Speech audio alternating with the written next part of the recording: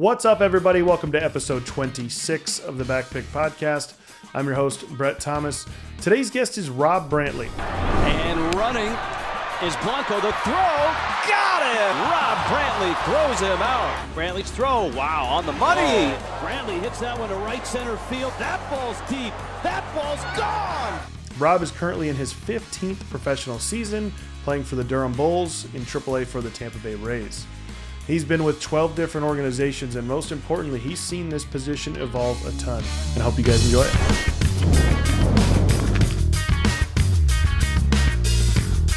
The Backpck Podcast and the Catching Academy are happy to be partnered with All Star Sports, who we think does the best job of taking care of catchers. You can go to their website and use our code CatchingAcademy10 and get 10% off anything site-wide.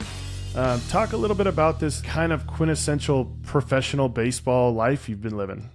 It's been pretty interesting. Every single year has kind of brought something new, new challenges, new things to learn, especially from the beginning to where baseball is now in the catching world. Just kind of the evolution of what the catching game has become. You know, from traditional receivers to the type of receiving that we see now, to the type of metrics that we're using and grading ourselves on. It's been quite the journey and quite the educational process along the way. So you, a Southern California guy, you went to UC Riverside. 2010, you're drafted. And, you know, I think to just that in general, from 2010, like you said, to 2024 now, I mean, the catching position has changed probably more than any position, you know, in all of, definitely baseball, maybe in all of the sports world.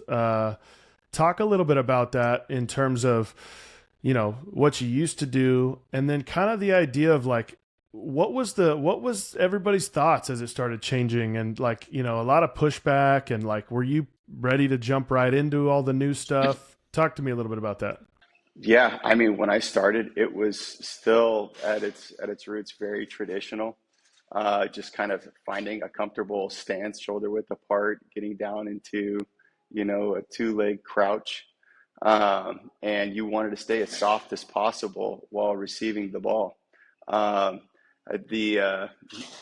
Coke can turn of the glove for your rhythm, you know, catching around the baseball so you don't blow up your thumb. Yeah, very traditional. And then along the way, I think it started to surface around 2013, 2014 is when the catching game started to really focus on the strikes metrics, like how many strikes was this catcher getting, how many strikes was he keeping and losing. And, you know, from there, it kind of like opened my eyes, because I hadn't paid attention to that at all. And my metrics were not great at all. And some guys were scoring really well.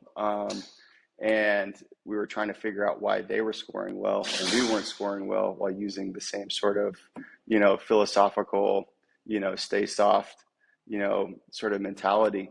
And then slowly it started to creep where guys were like starting to move the ball a little bit, and they were trying to be like super sneaky about it. Like, it wasn't like an abrupt move. It was more, I remember like trying to like catch it and like slowly move my body back to try and trick the umpire. And like, it was just like this discovery phase. But when I got with the White Sox, like something interesting happened. I had a chance to play behind Tyler Flowers a little bit. And I mean, in my book, he was like the OG of like moving from underneath the ball, like up into the zone. Yeah, I don't think he gets enough credit for being that OG, to be honest. For real. But like the story that he told me on how he got there is super interesting. It's almost like just a circumstance, right? Because he was a bigger guy, right? Like very tall, like big guy. And like we were taught to like, you know, give low targets. And it was hard for him to give like a lower target because of how big he was.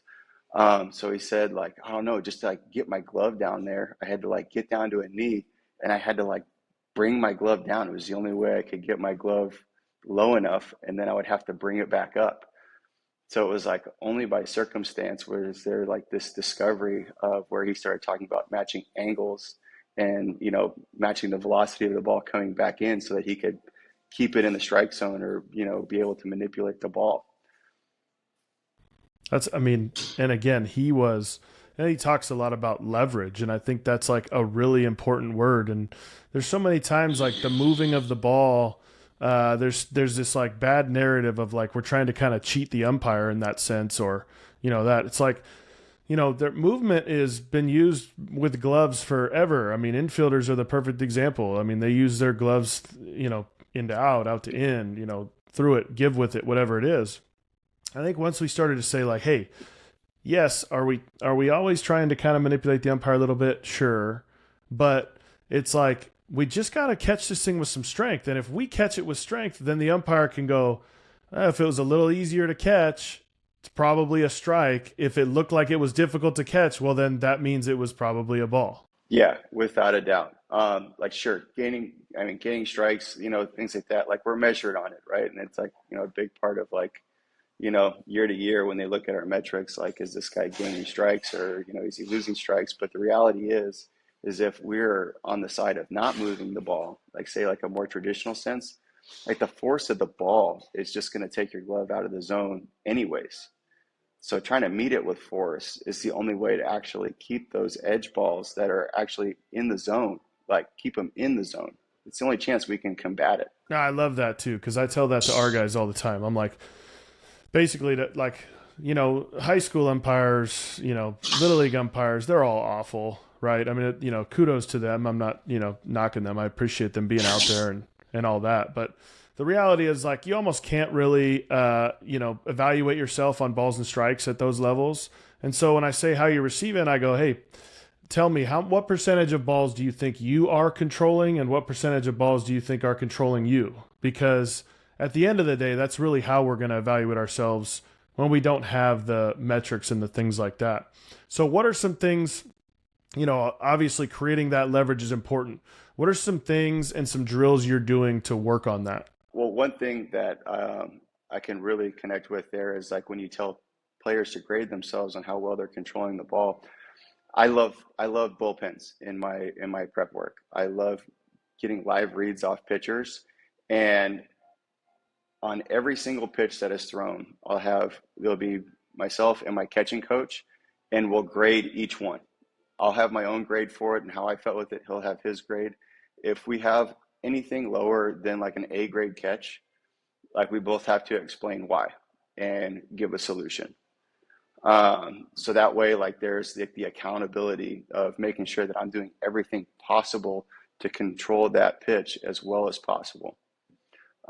That's one of my favorite drills, just because of the accountability from pitch to pitch.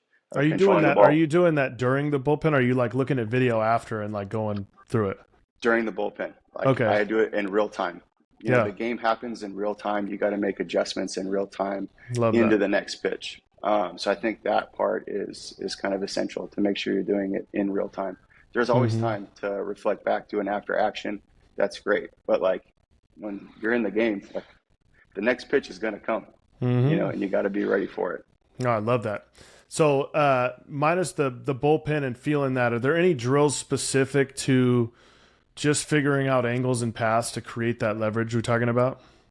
Yeah. I think that from like a drill sake, there's a lot of stuff that we can do that's like really structured, right? Especially from like a coaching to like a player standpoint. Like we try and like build these structures, build these certain things. I remember the podcast with Heineman, he talked about his 4 stances that he likes to use, that he kind of like builds on. It's very structured. But like for me, like the big thing is like once you have that structure, you have to test that structure within the dimensions that you're going to have in the game. Like create that sort of like variability, and also like mental stress if you can create that within your training environments. Because like once you kind of get into those training environments where things gets hectic, like if you're not familiar with that space, a regression is bound to happen. We see it with guys that we train all the time. You know, we feed them balls in certain areas, they get the move down, great. All of a sudden, right, we get into a game and he doesn't quite know that the ball is going to be where he liked it. A little bit of a regression, right? They get like almost defensive even in their moves. So what I'll do is I'll do what we call, and kind of discovered this with Brandon Oliver. He's kind of the master of my chaos rounds. He has a special way of manipulating a hack attack where I have no idea where this thing is coming out. And it is like you just have to be on go, but like he creates that in-game variability for me, where like when I know I get into a game, like when that chaos hits, like there's no regression. Like I live in that sort of environment anyways. I'm comfortable in that environment. So that helps me out a ton. Yeah, I was going to say, you sounded a lot like B.O. talking about chaos there, because he's big on that. And I think it's important too. You know, it's funny, some of the kids, you'll be feeding the machines going and like one bad ball goes through there and, oh, it's a bad ball. And I'm like, dude, what are we doing here? Like, who the hell are you catching that's not a scenario for you on an everyday sort of a deal?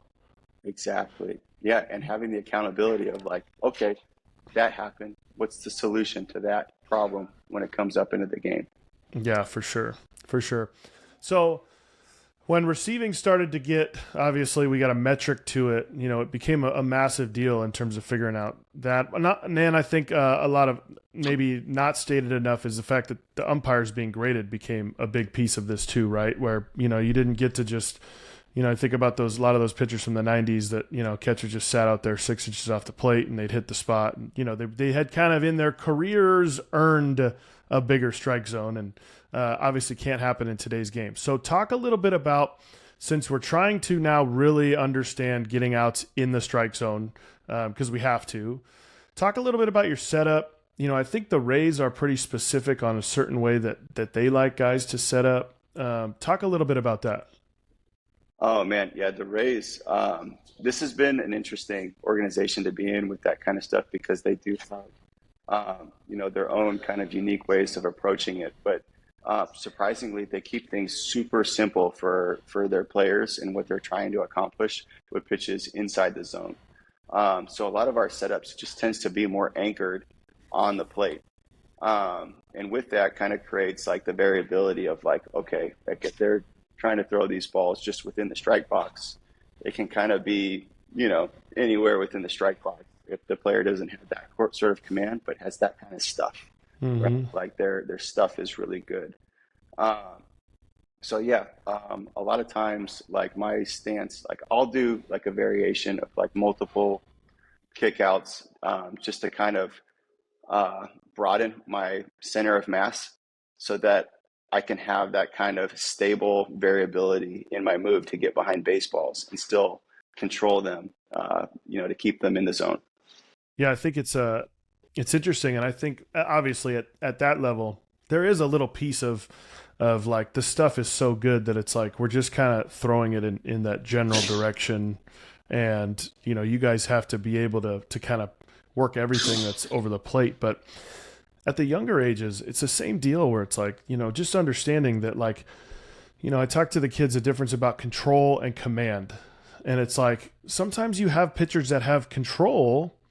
They don't actually put it exactly where they want, but they're throwing a lot of strikes. And because we called a fastball out, we set up too far out and the ball did go back over the plate, but we didn't have a chance to make a move on it because it was too far. And the reality is, like, umpires can't call strikes when we don't make it look at least somewhat easy to catch.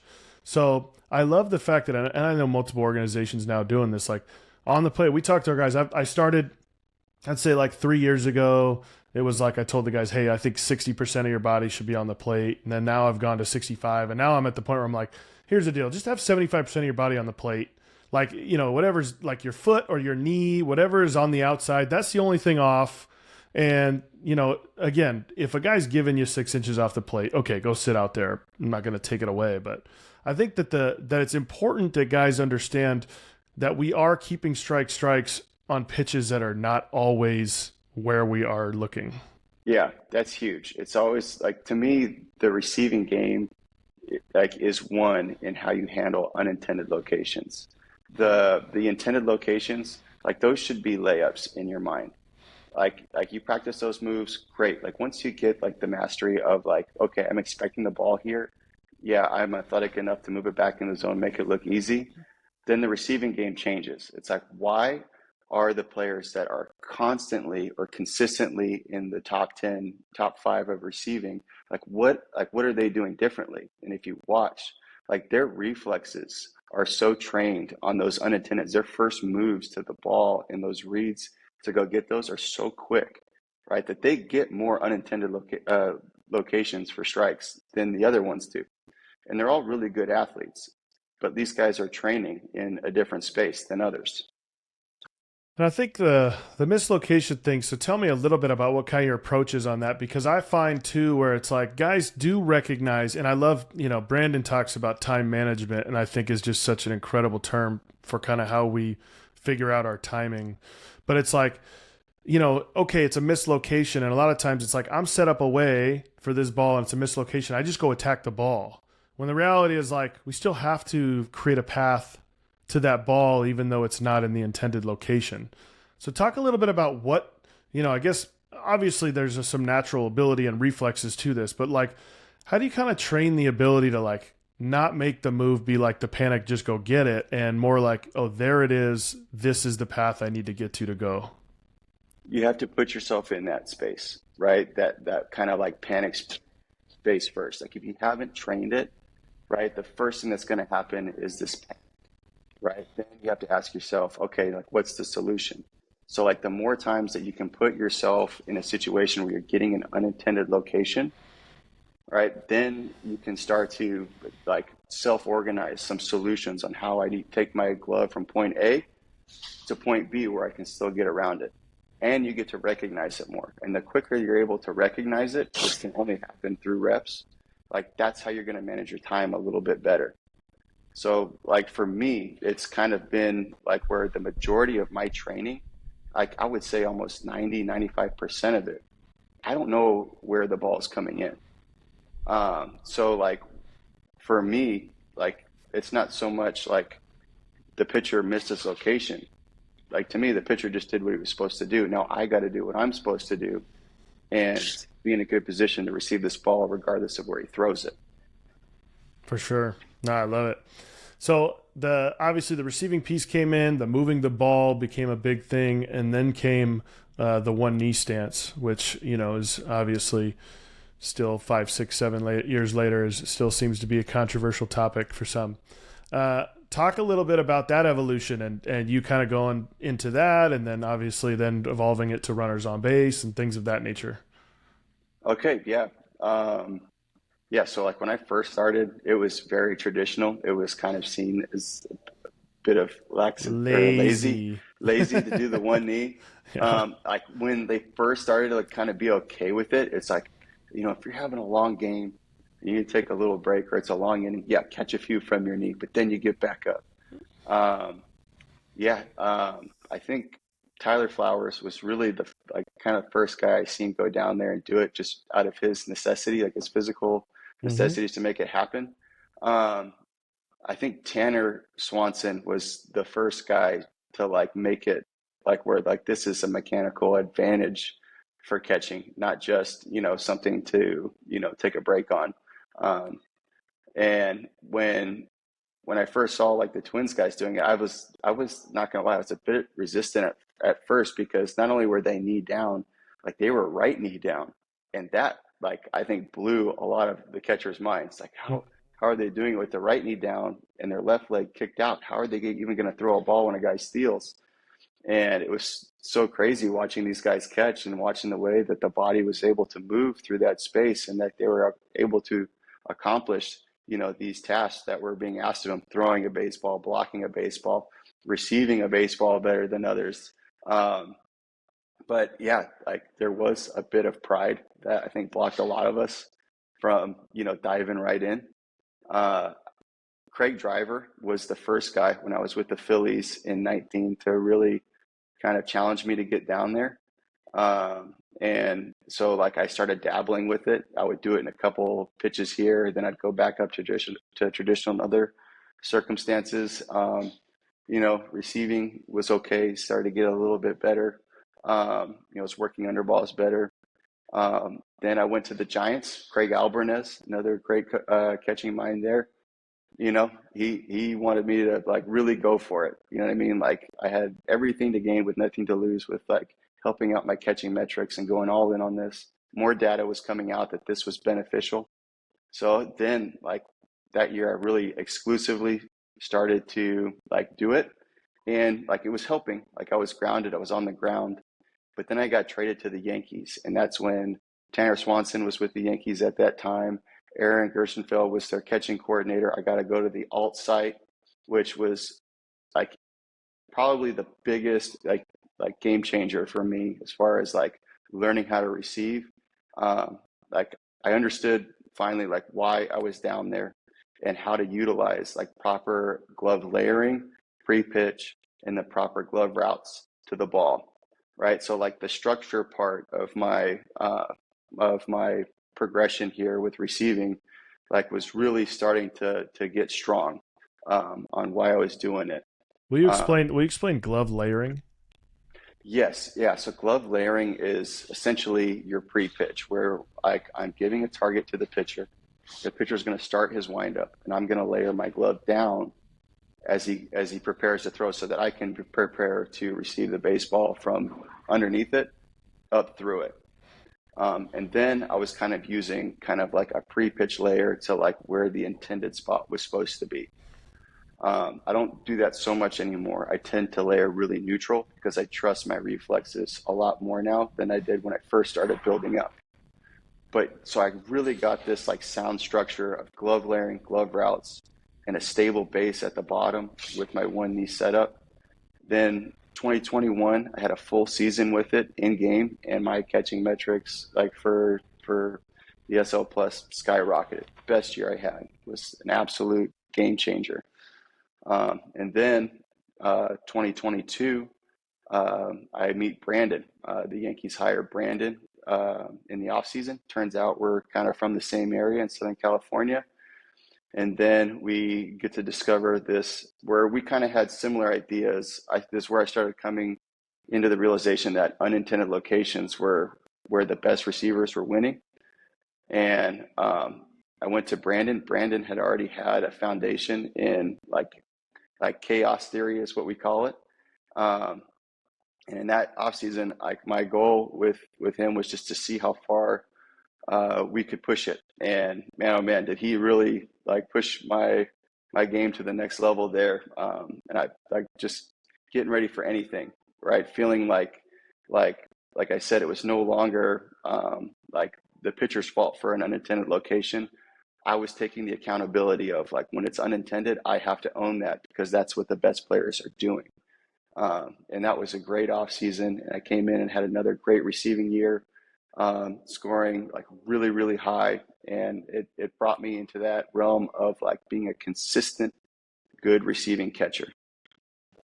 It's awesome. And then how did your adjustment to the blocking and throwing piece start to come? The blocking, like I've always been a pretty good mover, like really, really good flexibility, like had like pretty decent athleticism back there. The blocking part came pretty natural. I think a lot of us discover once we get into a good one knee stance, it actually in a lot of ways can make it easier. Like you're down there, like you're grounded, you're stable. There isn't a lot of abrupt movement that takes place. Like I was able to read the bounce, use my chest protector with accuracy.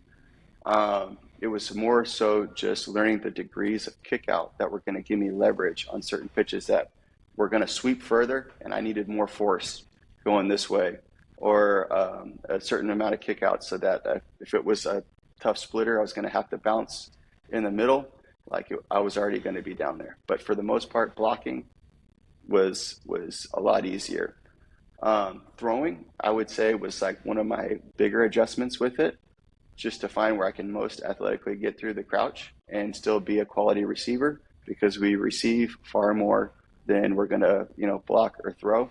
So I didn't want to sacrifice the integrity of my catch if it was going to be in the zone. But yeah, once you find a good spot there, kind of like when you had Trevino on, he talks about just practicing being in that space so that you know it well enough when it happens in the game. Same thing, right? You just practice being in that space as many times as possible, so that way when it happens in the game, it's super natural. So are you strictly right knee down with runners on base, or do you go left knee down? For the most part, I go right knee down.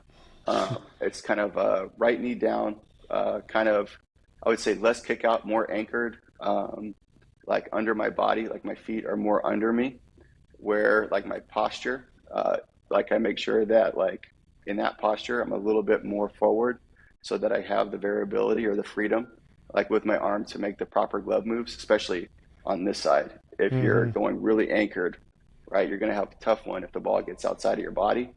Your posture has to adjust to that. So on the throwing piece, are you kickstand? The leg is out, and then are you bringing it in? Are you starting in like the sprinter stance and then kicking out? How do you deal with Starting that? in, starting in, if the runner doesn't go, if say like the pitch is going to be like a horizontal breaking pitch, I'll kick out further just to kind of widen that center of mass so that way I'm prepared for the lateral movement that needs to come. Now, if it's more vertical, I want to keep my center of mass like not so wide, and I want to be strong through the top and bottom. Do you how do you deal with delayed steals, fake steals, like things like that are always a big topic in terms of this, where you're kind of moving into the stance, right? Delay steals, like if you're say like yeah, if you're moving into the stance, um, I for me, I always have my feet in the ground. Ground force is essential, whether the runner is going, whether there's no runners on. Like I talk about having a stable base, like both my feet are in the ground when I'm preparing to receive, just because it helps like that stable but also controlled center of mass. If you got your feet in the ground, you can be athletic. You can make an athletic move back up. Will it be your best pop time? No. Will it be a good pop time? Yes. Is he getting a later start? Yeah. Okay. So game on. So, but I think it's like probably underlooked the way players, like especially in the catching stance, like use their feet in the force, like in the ground. It's a huge unlock when you understand that. You guys are just more athletic back there now too, right? I mean, I think back to, when I was growing up watching baseball in the 90s, and it's like, there was a lot of big physical catchers that, nowadays might not be able to do everything that's asked of them, or at least have to start thinking about their mobility and things like that. But I think it's interesting that when you talk about the increased numbers in receiving, right? And I think that's, again, it's a casual fan making these comments, but the importance of that is so valuable. And I think it becomes the idea of then why were we never looking at the most predominant thing that we do and figuring that out, and then it's like, okay, let's figure out how to block and throw, and the masses watch one ball kick off a guy with a runner on third, and we're like, oh, they can't do this and whatever, but don't know the value of receiving. Talk about a little dive into some metrics on the value of receiving and that amount of run saves comparatively to blocking and throwing. Oh man, like I think I allow some grace there with like people that don't quite like understand the value of receiving from like what baseball was when I first started playing and long before it. We didn't have the technology or the tools that we had our eyes, and yes, like we were like from like an obvious perspective receiving a lot more baseballs than than blocking or throwing still, but like we didn't understand how many strikes we were gaining or losing because we didn't have the TrackMan or the Hawkeye to tell us. We were trusting that the umpire was going to do his best to call strikes in the zone and otherwise, right? And just have the gamesmanship that way. But yeah, once the metrics came on scene, like it was like without question, receiving being the most important thing that a catcher does within a game. Yeah, the runs saved far supersedes runs saved with the blocking and throwing aspect of things. So yeah, when we had the technology like, to finally see what was going on, and it was an obvious no-brainer. For sure. Talk a little bit in the when you talked about the pre-pitch and we were moving the ball and we needed to create a little better, you saying layering and things of that to match the planes of these pitches. What was the adjustment like in terms of communication with your pitchers who have kind of been used to this, just like, here's the target, they can look at the target and it's not moving. Did you get a lot of pushback from pitchers, or did you communicate that? How did that work? I still believe the relationship with the pitcher is the number one most important thing for a catcher. I think making sure that he's able to execute his pitches to the best of his ability is the thing that we need to focus on most. I ask every pitcher, every single one, from the first bullpen I catch them in spring, communicate with them throughout the season. What target would you like? When would you like me to be there? Are you okay with this? And making sure that it's tailored as much to their needs as possible, but where I can still do my job for him to keep those strikes in the zone.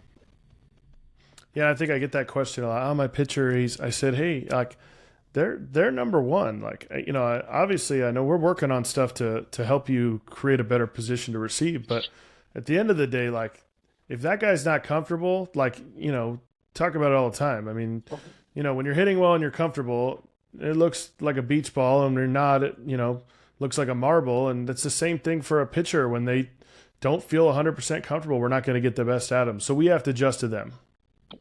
Yeah, without question. And like keeping that line of communication open, like even if like, say, like you have that conversation with him and, you go back and things don't change that much from what you need to do, the fact that you have that conversation with them, it goes such a long ways. It shows them, that you care a lot, and like showing them that you care, or like their outing means something, is like, I think the number one thing that will help create buy-in when you have some advice or something to give to them that might help them or help you. Expand a little bit on building that relationship. Obviously, you're talking about in bullpens and things like that. What else are you doing to build relationships with those guys? Aside from just getting to know them personally, I think is also important. Getting to know like where they come from, like getting to know their personalities, getting to know their stories. Just because like you really don't know like who this person is, like when you meet them for the first time.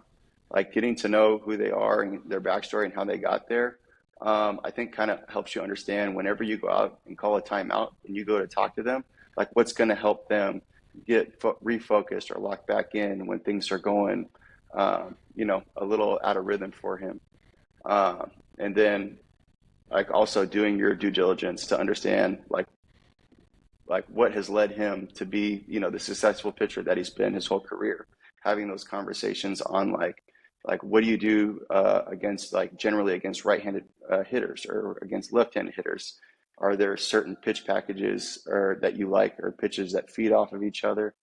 All that information, like getting that from him, helps develop that relationship. It like taking a pitcher from 3 shakes to get the pitch he wants to 1 shake to get the one he wants. Like you might as well be speaking his love language. If you can quicken that process up, he's like, oh man, this guy, he knows exactly what I want. If I didn't want this pitch, like he's totally in sync with me. They got to know that you care before they care what you know. 100%. I mean, it's just and I think you said it too, getting to know them off the field is so important. I just think these guys now at this age, working with the youth guys, they're not really understanding the whole perspective a lot. I think we're obviously far more advanced in them having the ability to acquire skills better and faster. But it doesn't replace the relationships and just all I got to tell them all the time, like, dude, all my best friends right now were my teammates. I'm 38 years old and still like the guys I'm still hanging out with, I'm golfing with, like, because you've built these relationships that you really can't replace in any way. And I think there's too much of the show up to the field for time when I'm supposed to be there. I leave when it ends. And I'm like, man, we wanted to be at the field, especially when we weren't, being told what to do. If we could just go hit in the cage with our boys, I mean, that was, what it was all about. Oh, without a doubt. Batting cage, my best place or my favorite place to have conversations, bullpens on my off days. Like I'll go sit in the bullpen on my off day, just talk to all my, relief pitchers and get a chance. Like, I mean, about building relationships, man. Like getting to sit in a bullpen with all the pitchers that you catch late in the game. Like you get that kind of relationship with them. I mean, it's a huge, huge help. Absolutely. So I'm sure you've done a lot of teaching over your career, in your off seasons, but I know you did a lot this off season, starting to work with Brandon at Futures Training Center. So talk a little bit about kind of how that's helped you and maybe change your perspective a little bit, kind of flipping roles there. Yeah. So that was probably one of the best experiences I think I've had, was getting the chance to work at Futures Training Center there, getting to work with Brandon and Nick. And honestly, like when I got there and we started talking about things like programming, for like whether it be like for like the hitting, the catching, or the fielding, it was one thing to like have my own like process as a player, like coming up, learning new things, like putting things into like my like arsenal of knowledge to like help me play, but I never had to structure it or scale it. So it was really eye-opening and challenging when like I was challenged with the task to create like a program based on what made me a successful athlete. And like with like Brandon's assistance, he kind of really opened my eyes onto how instructors are able to break those things down, are able to scale it, and how they're able to like take a sequence and work from starting from the end and work it back to the beginning. And they're able to source issues like really, really quickly that way. It's super efficient. And once I started learning how to do that, I was able to like really see what was going on within my own game. And like from an efficiency standpoint now, like when I'm going through my work here at the field back as a player, like my ability to source certain issues that are going on during my game, like it's happening so much faster. And I attribute that to like all the work I was able to do as an instructor back at Futures. Yeah, I mean, it's crazy. Organizational skills, right? I mean, I think that's one of the things. It's like, I look back and now that I'm teaching, it's like, man, I could have organized my day, my workouts, my everything 10 times better, right? To be more efficient. So talk a little bit about that. Like, how do you, I mean, obviously you have a family now, right? I mean, like talk about the importance of just organizing your day and your thoughts in general. Oh man. I started working at Futures, and within like a month, like my wife is like you're so much more assertive now. Like you're making decisions so much quicker, this and that. And like, like it really helped organize my life in a lot of ways. Like I got to spring training, like when I did had all the conversations with every single pitcher there in spring training. I was able to now, instead of just like write things down, I was able to like organize things in a document. I was able to kind of create an environment for catchers, like if they wanted to add to any of these notes, so that I can get multiple perspectives, from different catchers. Just kind of like gaining more information than I ever had in prior seasons on like the things that were being seen by each catcher. Like it was really helpful. Yeah, I can't say enough how positive experience that was to be at Futures Training Center. It's so cool, man. That, and I think that sometimes I feel like we should bring in more of that to even our own training of these athletes, of being like, hey, here's the deal. Like, it's required for all you high school guys to come and work with our, 9-year-olds, because you gotta just see that perspective and flip the mindset a little bit, and then go, man, that's okay. That made me think a little. How was I able to get through to that 9-year-old? And then sometimes I feel like I can't even get through to myself on like certain thoughts, and you almost can simplify it a little bit that way. Yeah, I almost think about it like I was thinking about the other day, like instructor versus like a player that has played for a while, like knows himself pretty well. Like as a player, like we live our life in tunnel vision, right? Like we just see everything that's happening out of our eyes and trying to perform these tasks this way, but we perform everything out of this tunnel vision. Instructors, or coaches, like when they're watching, like they see the whole perspective of everything happening on the outside, like where I have the inside as a player they have the outside. And so when I was the instructor, all of a sudden I started to gain that perspective of the outside, like what was happening on like the total view of everything. So like from that perspective, like I was able to kind of, see things a little bit differently. How does it affect your offense, you think, now just kind of feeling like you've consolidated everything? Because that's one thing catchers like, dude, we got a lot on our plate. I tell the kids all the time, I'm like, the left fielder, he can, go shag some fly balls, and then what's he doing? He's just going to go take extra BP. How about that, organizing that a little bit in terms of the offense as well? Well, okay, like say like you're in a game, right? And you're completing certain tasks as a catcher, right? And you're going through each hitter, the things, research you've done on calling pitches, getting through an inning. Like when the inning ends, done next, right, is the mentality. Okay, that inning's done. What do I have next? Which is another thing I stole from Brandon. He's a big done next guy. But going done next. Okay, next I have to hit. This is the pitcher I'm facing. This is my plan. Go execute. When that's done next. Okay, go look at your next 3 hitters that are coming up when you're going to catch. Go tell your pitcher exactly how you plan on throwing to these guys and what he thinks. And then you go back after it and complete the next task. And it's just one task to the next task to the next task.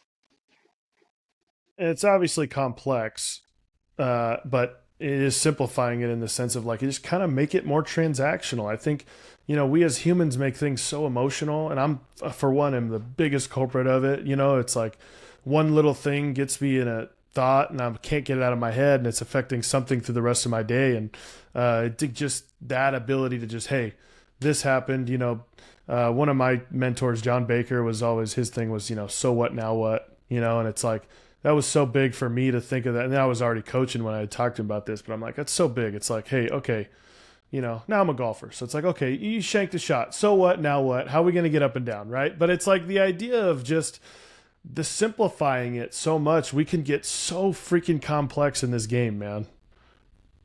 Yeah, I never underestimate my ability to overthink things. Like it will rear its ugly face, like whether you want to or not. But your ability to, or like have the awareness of like when you're overthinking things and getting back to that mindset where it's like the only thing that's keeping me from getting this job done is my ability to execute, like, right, brings you back to that black and white.